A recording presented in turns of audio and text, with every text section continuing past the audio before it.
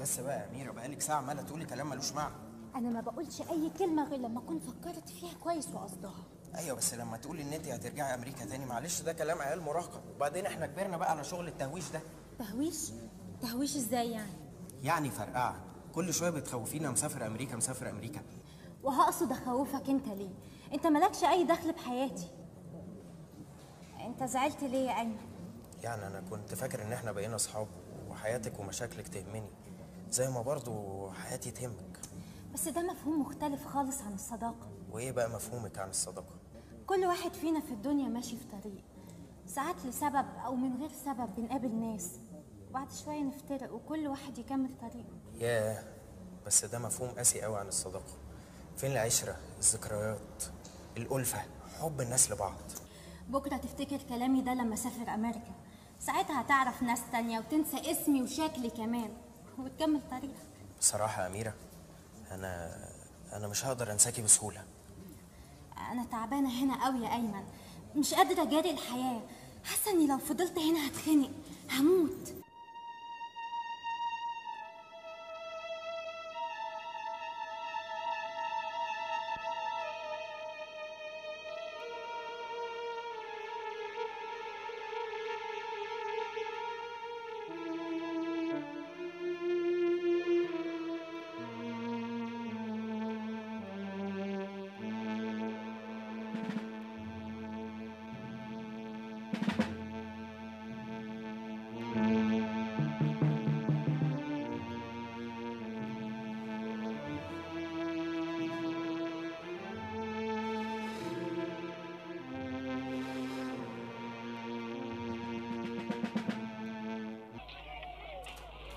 اتفضلي يا استهانة، اتفضلي.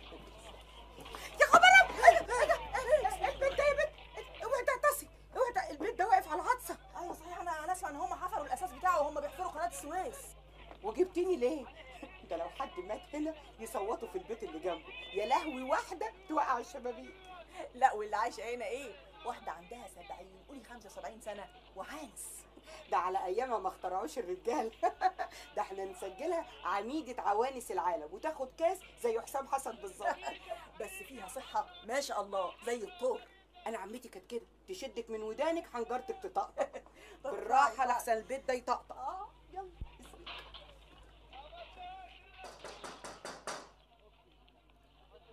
خش يا بنادق، الباب مفتوح. انا مش بنادق يا خالتي، انا غريبة بنت اختك. يا اختي بلا خيبه، افتكرتك بنادق، البنت اللي بتجيب لي الفطار، بنت جيران يا حبايبي الحنينين، مش زي اهل الجحدين القاسيين. يوه معلش يا خالتي، الدنيا تلاهي وكل واحد مننا ملهي في حاله. قوليلي، هي فين صاحبتك ديت اللي اسمها مخطوبه، العبيطه دي اللي هتديني 100 ورقه؟ انا اهو يا لطاف العبيطه يا دقرمه. حبيبتي وبنت حبيبتي. ابي بشهرين مقدم. حاضر، وشهرين تأمين كمان. انت تأمريني يا لطاف. هديكي 400 جنيه الورقة ب50. اتفضلي. شفت اعبط من كده؟ 400؟ يا لهوي يا لهوي يا لهوي. قولي لي يا مخطوبه، هو انت ابوكي ليه؟ لا تاجر مواشي. تحب اجيب لك جاموسه عشان تسليكي؟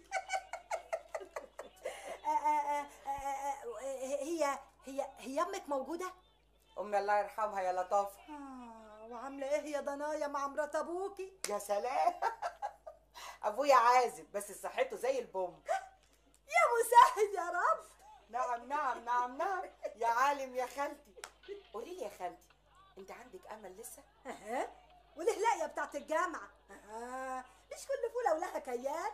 بقول لك ايه يا خالتي، عايزاكي تخلي بالك من مخطوبه. دي في عينيا لا، دي في قلبي، حبيبتي وبنت حبيبتي.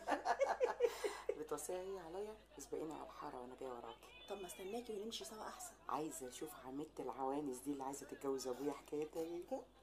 طب يا لطافه انا همشي، عايزه مني حاجه؟ هعوز منك ايه يا اختي؟ ما خلاص ال 400 جنيه هيغنوني عنكم. وهيطمعوا فيك العرسان. انا مستبشره بيكي وباسمك خير. خير يا مخطوبه. طب فوتكم بعافيه بقى، سلام عليكم. سلام ورحمه الله وبركاته. ربنا يسترك يا مخطوبه يا بنت تاجر البهايم. سترتيني بالقرشين دولت وانا بقيت عظمه كبيره. سيبك من العظمه وخلينا في النخاع يا بهاريز يا متاسسه انت يا رمز الحضاره. يعني هتقولي فيا بقين حلوين لابوكي تاجر البهايم يا مخطوبه؟ جرى ايه يا لطافه؟ مش لما نتفق على الشبكه ونشتري فستان الخطوبه من المتحف المصري؟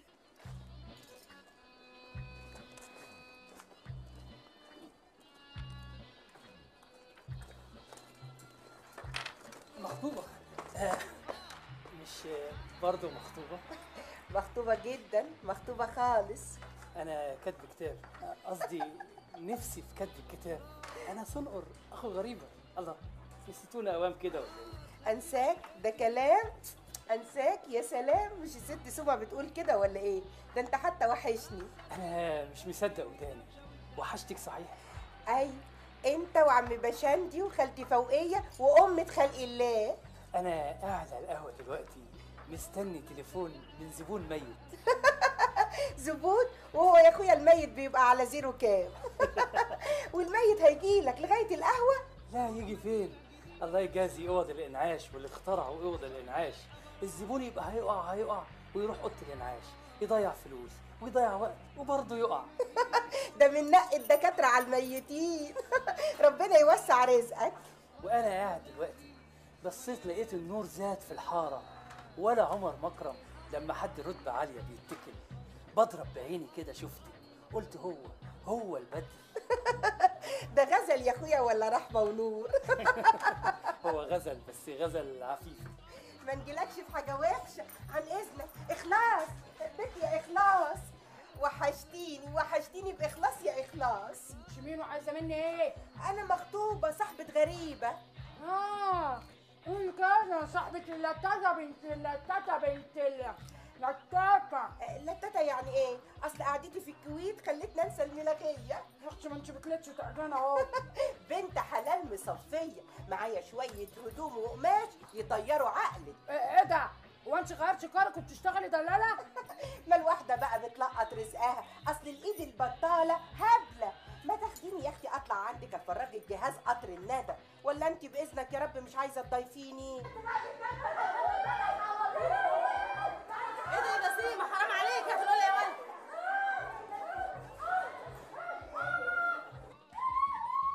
في حد مات. حد مات ايه؟ دي شبطه. اخلاص بنتي يا اخلاص، الحقي خالتي بتتخانق مع بسيمه. خالتي بنتي يا اخلاص استني. يا اخلاص حسبي حرام عليك يا بسيمه.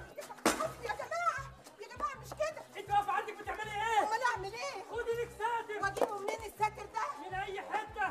ده كده اهو. ايوه. ايه رايك في الخوصه دي زي الخوصه دي؟ بقول لك ايه؟ ايه؟ تعالي ورايا. يلا.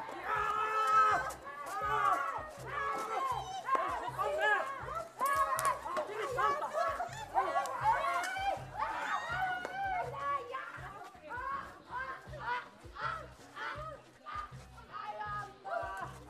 بتعذب يا حبيبي.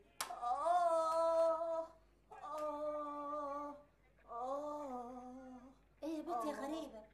انت بتغني ولا بتاخدي حقن؟ اقعدي مكانك يا بنت، ما تفتحيش لحد. العبها ولا ايه؟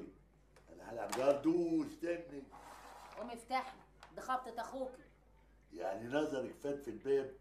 كل واحدة اضرب خبطة بقى. كبسه، ده اخويا يابا. دي مخطوبه.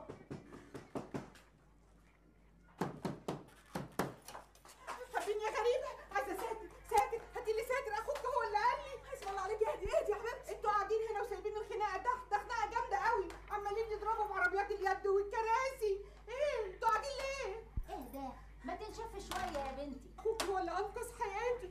فجاه لقيت نفسي وسط الطوفان ومن غير ساتر. الله، وانت اول مرة تشوفي شبطة؟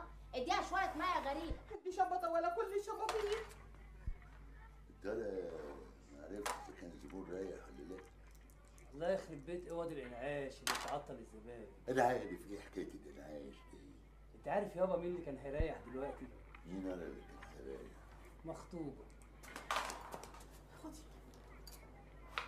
الدنيا لفت بيها غريب واخوكي شايفني جثه. حقك عليا، حقك عليا يا دكتوره. وانت هتقعد كده زي اللوح؟ ما تقوم يا ابني تقعد جنب التليفون. بلغ البوليس والقصر القديم والجديد وكله. والبوليس هيعمل ايه ولا ايه ولا ايه؟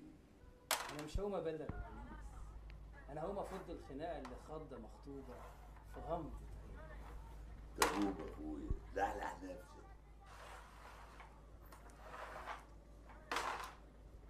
هو في ايه؟ امك وابوك عمالين يلعبوا طاوله وحرب البسوس شغاله تحت. عادي، احنا واخدين على كده. طب من باب العلم بالشيء يشوفوا مين شبطه مع مين. بسيمة هبدت خالة إخلاص روسية جابتها الأرض عشان غسيل دي نقط على غسيل دي. كل الحرب دي عشان غسيل نقط؟ هما ما عندهمش دراي كلين؟ حته عيله تحب الخناق زي عينيها، شابطين في الحاره كلها.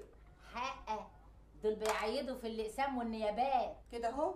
طب كل سنه هما محبوسين. عيله ما يعلم بيها الا ربنا. العرسان تلف وتدور في كل حته، تيجي عند العيله دي وتفرمل. ومين يا اخويا هيناسب عيله اسمهم بينزل يوماتي في المحاضر والجنح. اما حذري فزري مين اللي على الباب؟ اخوك سنقر، قوم افتحيه. او سهل يا رب يكون الزبون ودع.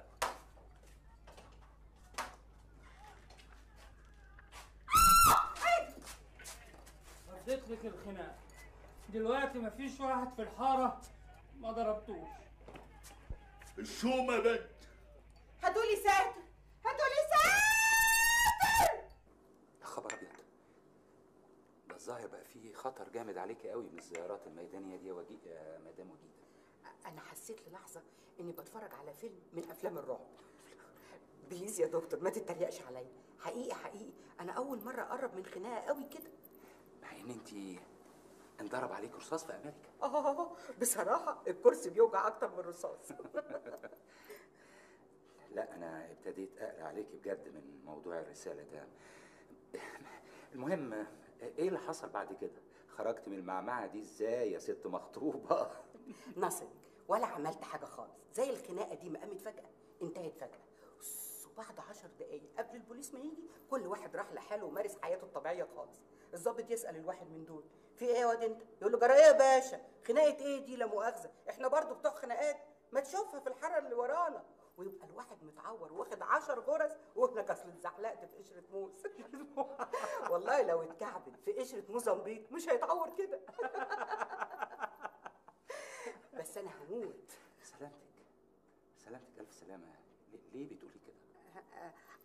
اصل النهارده بالليل في مجلس صلح في بيت بسيمه هيحضروه كل الرجاله، وانا كان نفسي اقتحم الموضوع ده.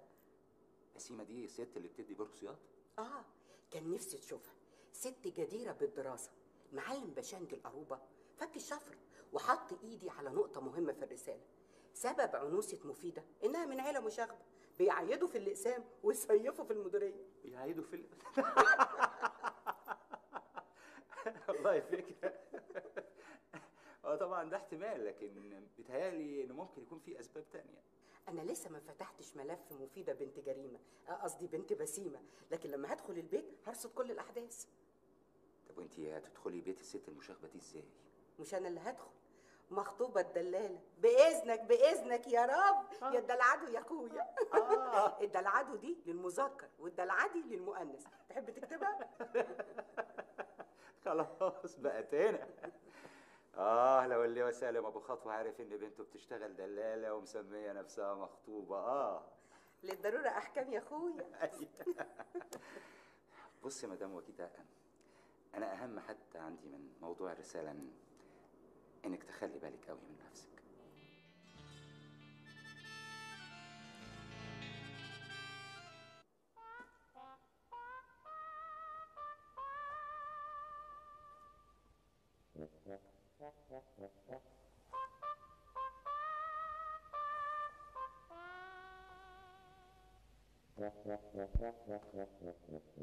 لا لا لا، عيب يا كمال، ما تعملش كده.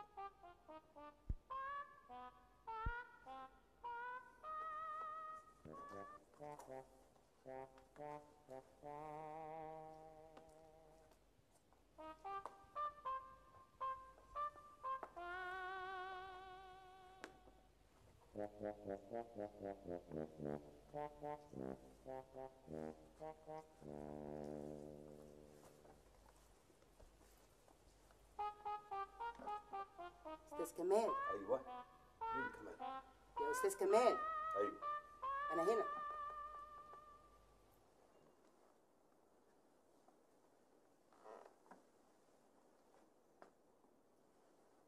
وجيده. ايه في ايه؟ في حاجه ضايعه منك على الارض ولا بتعد البلاط؟ لا ابدا ولا حاجه، ده انا كنت بدور على قطه عطشانه محبوسه. قطه عطشانه محبوسه عندنا احنا؟ ليه؟ في بيننا وبينها ايه؟ لا ابدا، هي عطشانه محبوسه عندنا احنا قدام شقتنا، بس احنا عندنا الدنيا ضلمه، تدور عليها هنا. صح، في النور. ما انا قلت يعني وجيده، انا عارف ان انت ما تحبيش القطط، فقلت اشوف يعني. وانت جاي من السوق؟ وشنطه الخضار اهي. يا استاذ كمال، انا كان عندي اجتماع في اليونيسيف. يا يونيسيف، يا انتوا بتتعبوا قوي في الشغل، اليونيسيف ده حرام. اللي بيكون مبسوط وهابي في شغله عمره ما بيشتكي. طبعا انا متفق معاكي تماما في هذه النظريه. انا مثلا مدرس تاريخ متميز، انا احب التاريخ جدا. يعني مثلا انا ما ازهقش ابدا من سيره علي باشا الجزار. الجزار العلاف. اتفضل بقى. طيب سلام عليكم. لا اتفضل عندنا. انا اتفضل عندكم هنا؟ ايوه، تشرف وتآنس، تسلم على بابا وتمسي على فريده. ده فريده بتقول انك وحشها قوي. انت غريب، ده انت عندنا وانت بالمصاصه. اتفضل. ماشي، امسي عليهم. ماشي. لا انا معايا المفتاح.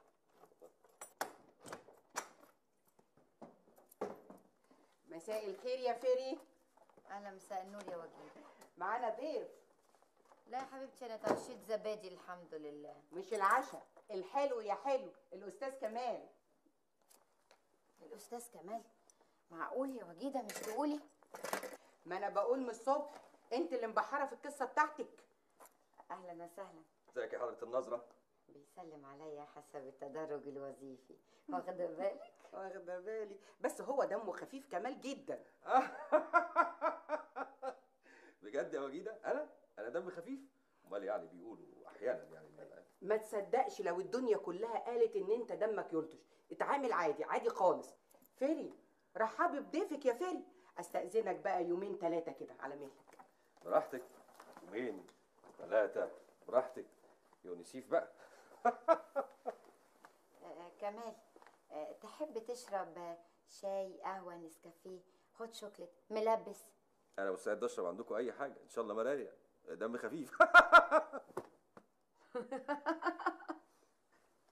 ايه اللي جاب الغيتد ده عندنا؟ عاوز ايه؟ مش عايز حاجه، انا اللي عازمها الشاي.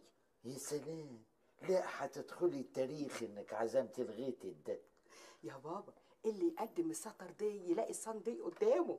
يا سعاده الباشا، الغيتد ده ممكن تحط ايدك في ايده.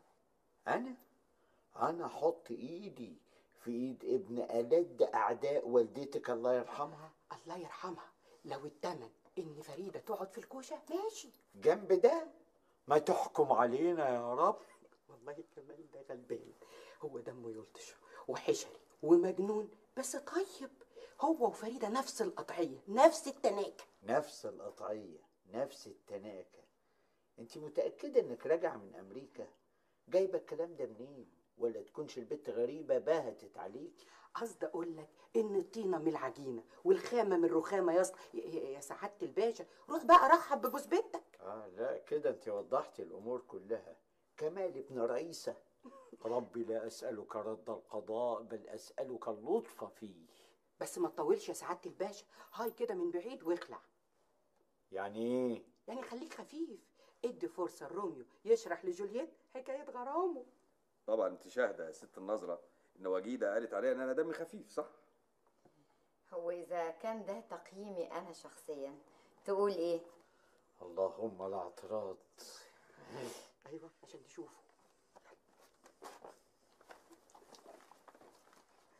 اهلا اهلا يا استاذ كمال. اهلا اهلا اهلا يا عمي. اهلا اهلا اهلا اهلا، وحشني جدا. الله يخليك، متشكر. اهلا سياده اللواء. اهلا متشكر جدا. حملك ده اهلا اهلا. ابويا اتفضل. متشكر يا ابني خالص. اتفضل اتفضل استريح. اتفضل. اصلا بصراحه كده ما احبش اللي يعدل عليا يا ست الدكتور. يابا كبر الجمجمه.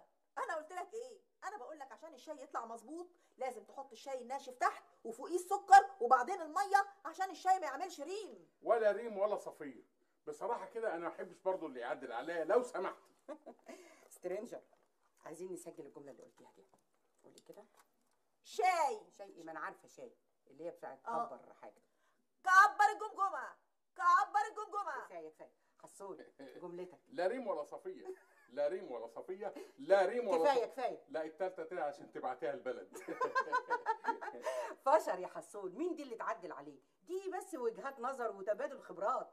انا هقبلها عشان خاطر عيونك يا ست الدكتوره. تسلم، على مهلك على مهلك. خف يا سترينجر، ده صول بجد. هو انا يا ست الدكتوره كنت عملت ايه؟ استني يا بنت. ايه ده؟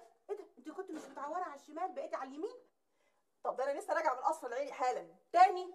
والله انا شاكه بتوع القصر دول هم اللي بيعوروكي عشان ما ترجع لهمش تاني، وبرضه بترجعي.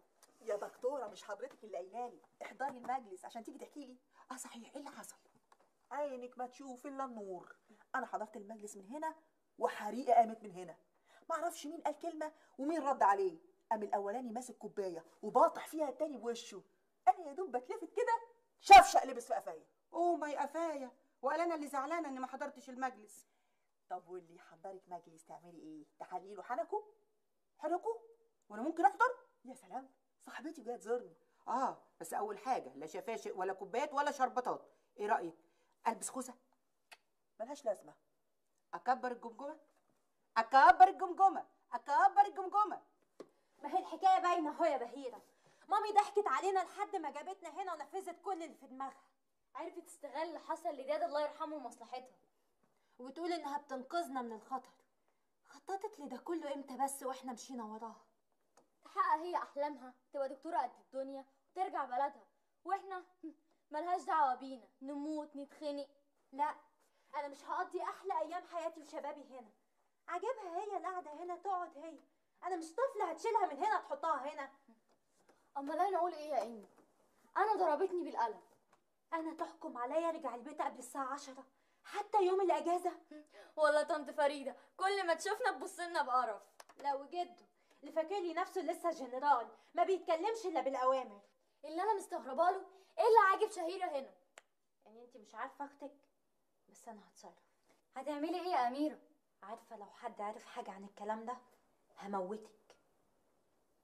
انا هرجع. هترجعي فين؟ نيويورك طبعا. اميره بليز خديني معاكي. تيجي معايا؟ اوكي، بس خدي بالك ماما بتفهم كل حاجه. هي مامي فاضيالنا يا بهيره؟ مامي خلاص عايزه تعيش شبابها من اول وجديد.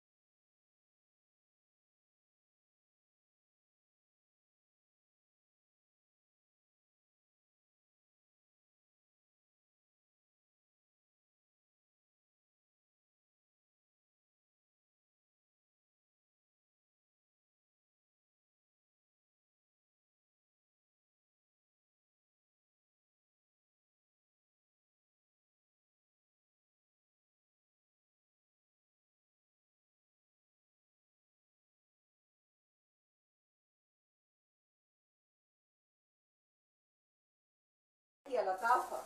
لا يا اختي، ده انت نسمه جايه من مروحه سبع عريش. ده انت مونساني ومكتراني يا حبيبتي. كتر خيرك. طب هتنزلي تلعبي مع اصحابك ولا تاكلي الفطار اللي انا جايبهولك؟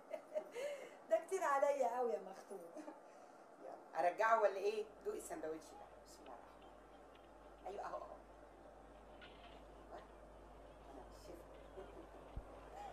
الله، ده ايه ده يا مختوم؟ ده كيش كفرنجي؟ ده بيف برجر يا ستي مع مايونيز اسكتلندي. دوقي دوقي. عارفاه عارفاه، دوقته قبل كده في فرح البنت عيشه العرجه.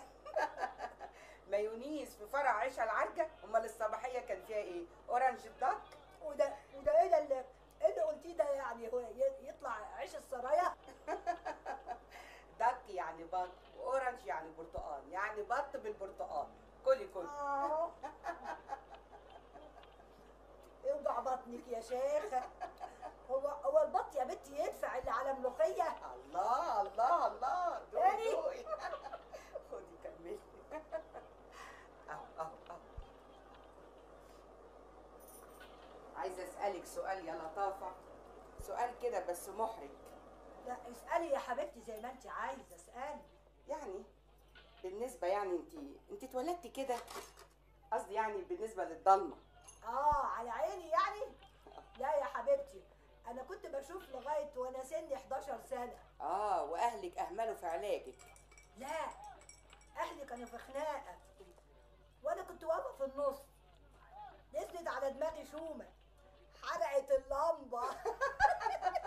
يعني انت مش عميده العوانس بس، لا اول واحده اتعنس بسبب شومه.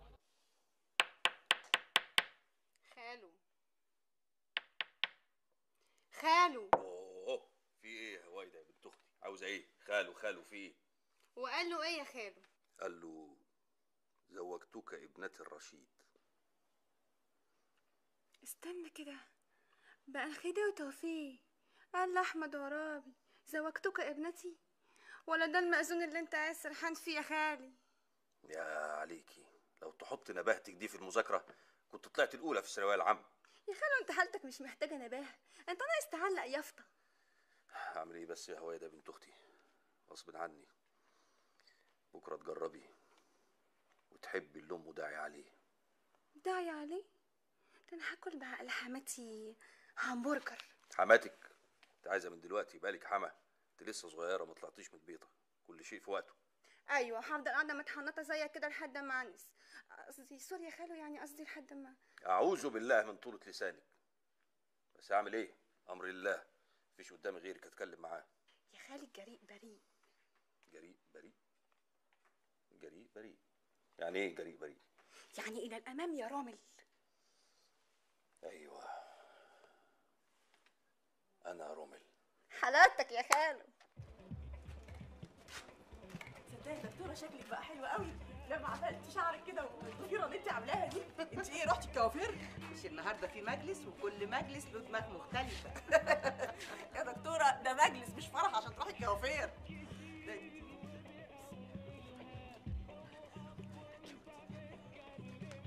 مالك يا دكتوره؟ مالك وقفتي كده وسنحتي قدام المحل ده؟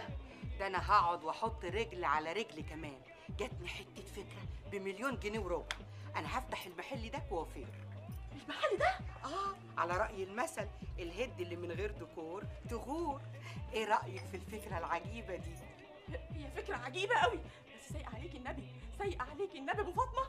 امشي من هنا. امشي ليه؟ مش تناقشيني في فكرتي الأول؟ يا ستي ان شاء الله، بس مش هنا عشان هي ممكن تكون واقفة اليمة التانية عمالة تبحلق فينا دلوقتي. يلا. مين دي اللي بتبحلق فينا؟ عرسة؟ ما تقوليش عرسة، ما تقوليش عرسة، دي ساكنة. العفو والسماح يا ست زبيدة، دي جاهلة وما بتفهمش حاجة. دي يتيمة وبتربي يتامى، دي من أمريكا. يا بنتي امسكي نفسك، تبقى عانس وفي سنك وتتكلم على العفاريت والكلام الفارغ ده. ما تقوليش كلام فارغ، ما تقوليش عليها كلام فارغ، ما تأخذيهاش وما تأذيهاش. طب اديني واقفة اهو. اظهري يا زبيدة يا بنت عفرجوش وانا اوريك اللي ما شفتوش. يا زبيدة اشتاتا اشتوت وانا اديكي بالشلوت. ابوس ايدك تعالي بعيد بقى، انت هترتاحي العفريتة. يا بنت احنا في القرن ال21، الناس عمالة وعمرنا ما سمعنا ان واحد شاف عفريت. يا دكتوره كلنا شفناها والله. كلكم عندكم هلاوس سمعيه وبصريه. بقول لك ايه، ما تخليهاش تاخدني معاكي في الرجلين. اسكتي بقى. وفين؟ الله، هو ده المكان اللي كل الستات والبنات هيدخلوه يطلعوا زي القمر. هو ده المكان اللي هيزرعني جوه الحاره. كوافير. يعني يرضيكي لما الست زبيده تسخطني معزه ابقى عانس ومعزه كمان؟ وبنت حدودي ما تخافيش وحياتك لا خليلك العفريته تيجي تعمل شعرها. ما تحضرنا انا سولو ونشوف حل في امك دي. ايوه يابا انا معاك. امال همه يا باشندي؟ امه عامله زي المنشار السويدي، طالعه واكله نازله واكله. عشان انت بتزعل من نور الحال. عايزني اروح اقطع لك كفانين؟ قلنا ما يجراش حاجه. تقطعي لي كفانين وماله لما تساعديني؟ ماله لما تقفي في ظهري زيك زي بقيه النسوان العدله اللي بيقفوا في ظهر جوازهم؟ الله، ما بتشوفيش شربات مرات السيد بتاع الكشري؟ بتسلق له الحاجه في البيت، توضبها له، تأنتكها له، تهندسها له، وتوديها له لغايه المحل. كله بحسابه يا باشندي. عايز نعمل لك مشوار 50 جنيه حق التاكس و20 جنيه عشان اقطع لي حته قماش اعملها جلابيه. لا ما تقفل انا الباب ده، جايب لنا هوا زي الصواريخ. احنا مش ناقصين بلاوي في كلاوينا. اصل يابا غريبه وصاحبتها جايين. اتفضلي ادخلي يا مخطوبه. يا واد انت مش قلت نازل؟ احنا بننزل بعد عزرائيل على طول. اهلا يا جرسون الاخره. اهي مخطوبه جت، نشاهدها بقى.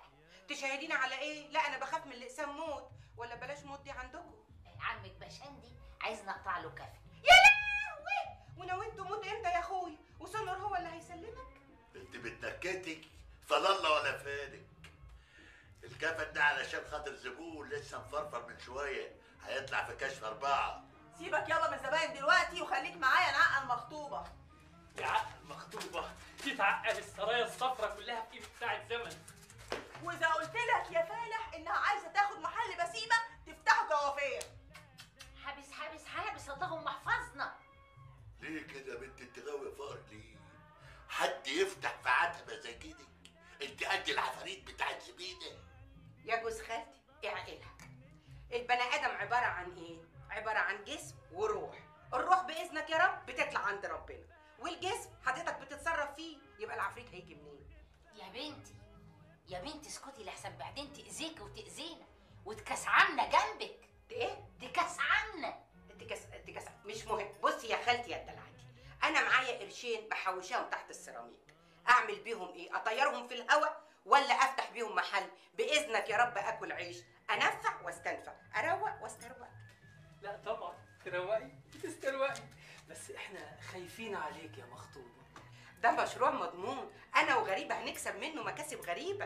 يا بنت احنا فطمناكي بصرناكي وانت حره، ان شاء الله تخبطي دماغك في الحيط. يا بنتي اسمعي الكلام لحسن تاذيكي. تاذيني ايه؟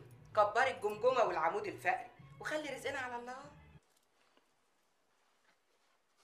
كمال بيه، الاستاذ رزق اهو بتاع المهمه المستحيله. 100 مره قلت لك ما تقولش اسمي. فيها ايه يا اخ رزق؟ ما يقول اسمك، يعني اسمك عادي يعني. من فضلك خليك في حالك، عندك مصلحه دي وخلص، اوعى تقول اسمي.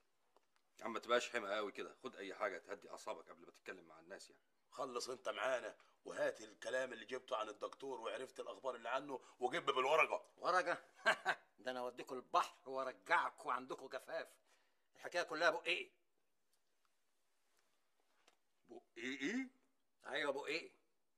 العربيه باسم الدكتور رمزي عبد الله حسين. رمزي عبد الله حسين؟ طبعا ما اعرفوش، بس طلع دكتور. ايوه طلع دكتور يا كمال بيه. خلاص سمعت. عبد الله بس ما يطلعش جراح ولا صاحب مستشفى. بتعمل ايه ولا يا كمال؟ لا ولا حاجه يا امي، ده سليمان البواب. يا ابني حرام عليك، مضيع كل فلوسك على البلي. بلي ايه لا مؤاخذه يا حاجه؟ احمدي ربنا ما بيشربش سجاير. اكمنه طيب وامير، كل يوم تيجوا تاخدوا مصروفه وتمشوا. تعالي يا أم، تعالي اقعدي، التمثيليه بتاعت الساعه 5 جت. هو لسه الظهر جدا؟ ما هي هتيجي بدري عشان خاطر. اتفضلي انت استريحي. المسلسل ابتدى؟ انتوا متابعين المسلسل؟ ايوه. على فكره الدكتور رمزي طلع وكيل كليه الاداب للدراسات العليا. كمان وكيل كليه الاداب؟ ده انت طلع وشك شق. واسمه رزق الهبل على المجانين. قلت لك 100 مره ما تقولش اسمي. انا مش فاهمه انت ايه اللي عاجبك في المكان ده؟ دوشه وكمان فوضى. كمان سميرة، دي كافي شوب، يعني عادي جدا تكون دوشة وفوضى. اقعدي اعزمك على شاي. مش عايزه اشرب شاي.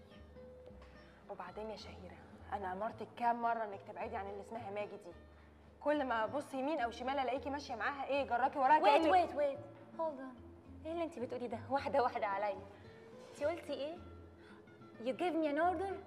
تأمريني يعني ايه؟ مش فاهمه. امرتك انك تبعدي عنها نهائي. انت بتقوليها لي تاني؟ يعني ايه امرتيني؟ وتأمرني بتاع ايه؟ امرتك لاننا اصحاب، ولا انت رجعتي في كلامك؟ اصحاب يا سميره، يعني تنصحيني مش تأمريني. انصحك أأمرك وتفرق ايه يعني؟ لا تقفي عند الشكل والمظهر يا اخت شهيره، نفذي وبس. انفذ؟ ضحكتيني والله. يعني مش كفايه عليك انك تأمريني، لا ده انا كمان انفذ، عليا السمع والطاعه. ويا ترى بقى يا دكتوره سميره، مين اداك الحق في اختيار اصحابي؟ لانك وافقتي ان احنا نبقى اصحاب، فانا بقى من حقي ان اختار لك اصحابك، لانك ببساطه في لحظه ممكن تفرضيهم عليا. انا مش ناويه افرض عليكي حد، ولا انت تفرضي عليا حد. بعدين انا مش شايفه في اي مانع ان اكون جزء من شلتين، شلتك وشله ماجي. ما بحبش اسمع الكلمه دي، بكرهها. كاتشيو. مين بقى اللي وقف عند الشكل والمظهر يا دكتوره؟ واضح قوي يا شهيره انك بتحبي المناقشه والمجادله. هفهمك حاجه، ما دمنا بقينا اصحاب يبقى لازم نثق في حكم بعض على اصحاب بعض. ما هو بصراحه بقى يا سميره، انا مش شايفه عن ماجي او على ماجي اي شيء يخليني اتجنبها زيك. احنا شايفينها اكتر منك. احنا؟ تقصدي مين باحنا؟ شلتك. قلت لك كام مره ما بحبش اسمع الكلمه دي. ما هو بصي بقى يا سميره، لو شلتك زي ما انت بتقولي كده شافت حاجه عن ماجي يبقى اوكي، قوليها لي وانا اللي هحكم. ما تخلينيش يا شهيره اخيرك بيني وبينها. انا مضطره ان انا امشي لانه صاحبتك جت.